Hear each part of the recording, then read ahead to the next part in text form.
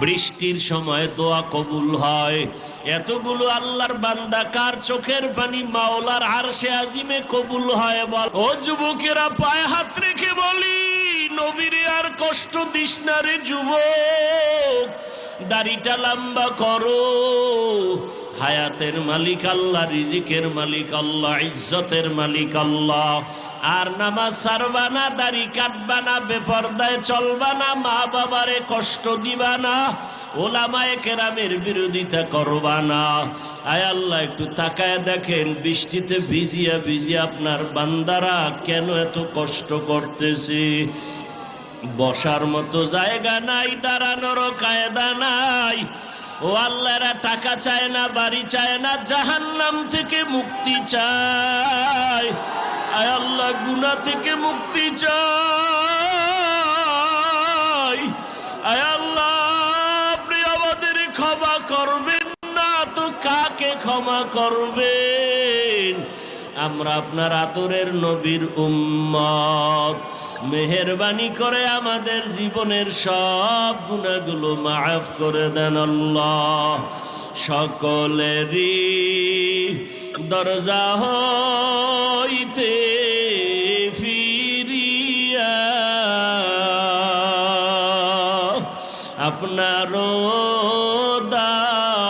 রোজায় রইলাম পড়িয়া। আপনি যদি মাফ না করেন বান্দারে, বলে না আপনার বান্দা যাবে কারদারে, বলে না আপনার বান্দা যাবে কারদারে।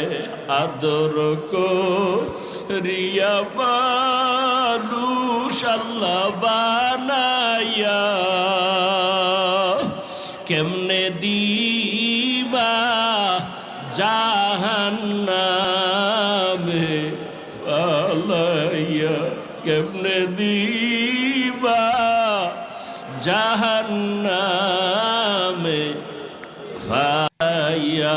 আল্লাহ, আমরা জাহান্নামে জ্বলতে চাই না। আয় আল্লাহ, আপনি যদি আমাদের ক্ষমা না করেন আপনার কোনো লাভ নাই। আপনি যদি আমাদের মাফ করিয়া দেন আপনার কোনো ক্ষতিও হবে না রে আল্লাহ।